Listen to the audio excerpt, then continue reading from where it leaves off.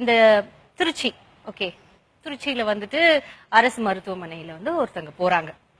Hospital வாசல்ல வந்து எல்லாரும் வந்து சாப்பாடு இல்லாம தண்ணி கூட இல்லாம அப்படியே சுத்திக்கிட்டு இருக்காங்க. இது பார்த்த உடனே அவருக்கு ஒரே மனசு கஷ்டமா போச்சு. இவங்களுக்கு ஏதாவது ஒண்ணு பண்ணலாம்ப்பா அப்படின்னு சொல்லிட்டு என்ன பண்றாரு, வீட்டுக்கு போயிட்டு சுடு தண்ணி எடுத்துட்டு வர்றாரு. அடுத்த நாள் வாசல்ல வச்சு இந்த வெளியில உட்கார்ந்து இருக்கிற நிறைய ஆளுங்களுக்கு சுடு தண்ணி கொடுக்குறாரு. அது பார்த்தோன்னே அவங்க சுடு தண்ணி குடிச்சோடனே நல்லா பிளஸ் பண்ணிடுறாங்க.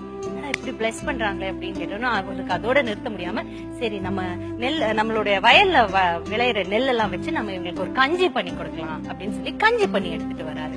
ஓகேங்களா, கஞ்சி பண்ணி எடுத்துட்டு எல்லாரும் அந்த கஞ்சி குடிச்சு அப்படி மனசார வாழ்த்துறாங்கப்பா, ரொம்ப நல்லா இருக்கணும்ப்பா, நீங்க சூப்பரா இருக்கணும் அப்படின்னு சொல்றாங்க. சோ இது இப்படி நடந்துகிட்டே இருக்கு. கரெக்டா ஒரு 11 மணி ஆச்சுன்னா அந்த திருச்சி அரசு மருத்துவமனைக்கு நீங்க போய் இப்ப நின்னா கூட ஒரு வேன் வரும். வேன்ல இருந்து சாமானிய இறக்கி வைப்பாங்க. அந்த வாசல்ல இருக்கிற எல்லாருக்கும் சாப்பாடு கொடுப்பாங்க. அந்த ஃபேமிலியே. இது ஒரு உண்மையான கதை. அண்ட் 26 வருஷமா இதை நடத்திட்டு இருக்காங்க. அதை முதல்ல தொடங்கினவரோட பேரு கோவிந்தராஜ் அவர்கள்.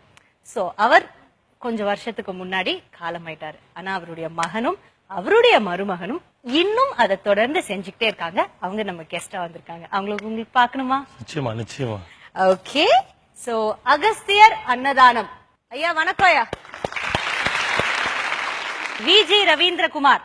சோ உங்களுடைய அப்பா தான் கோவிந்தராஜ் அவர்களா?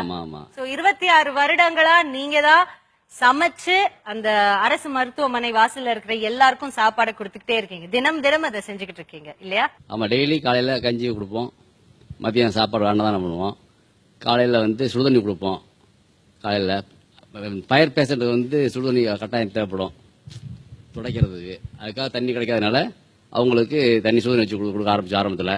அதுக்கப்புறம் அன்பர்களுடைய வரவேற்பு ஜாஸ்தியாக இருந்தது. அன்பரெல்லாம் உதவி பண்ண ஆரம்பிச்சாங்க. கஞ்சி காய்ச்சி ஊற்ற ஆரம்பிச்சோம்.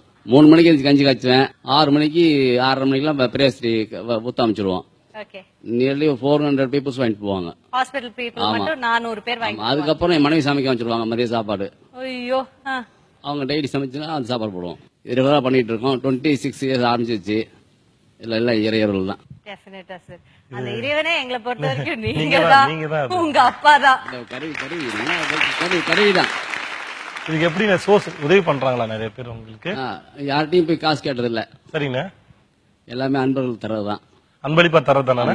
அன்பர்கள் ஆரம்பத்துல வந்து நாங்க கையில செஞ்சுட்டு இருந்தோம். சரிங்கண்ணா.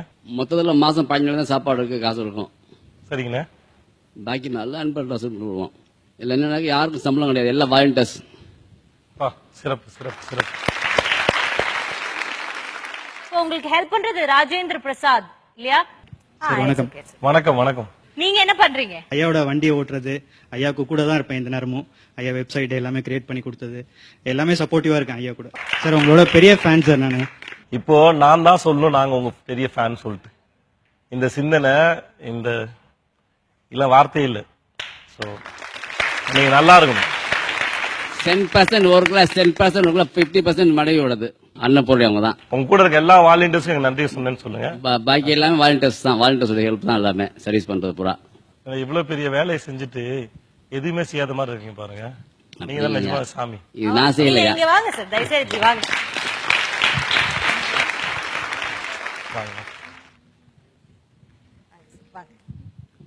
உங்களை பக்கத்துல ஒரு வாட்டி பார்த்து ஆசீர்வாதத்தை நாங்க வாங்கி.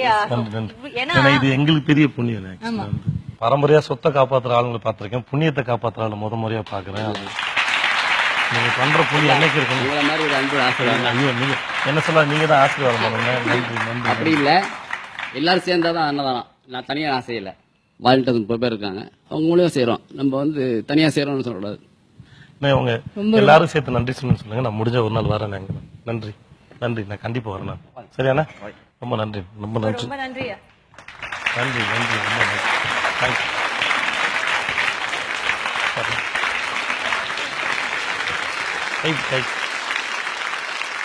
வாய்ப்பு கொடுத்த டிடி அக்காவுக்கும் சேதுபதி அண்ணாவுக்கும் நன்றி. சரிங்க தம்பி. சரிங்க. நீங்க வந்து இந்த ஷோ ரொம்ப கௌரவப்படுத்துறீங்க. ஆக்சுவலா நாங்க தான் நன்றி சொல்லுவோம். அதனால நீங்களா என்னை குழப்பத்திருக்கீங்க. சரி வேணா இப்படியே முச்சு பண்ணுவோம்.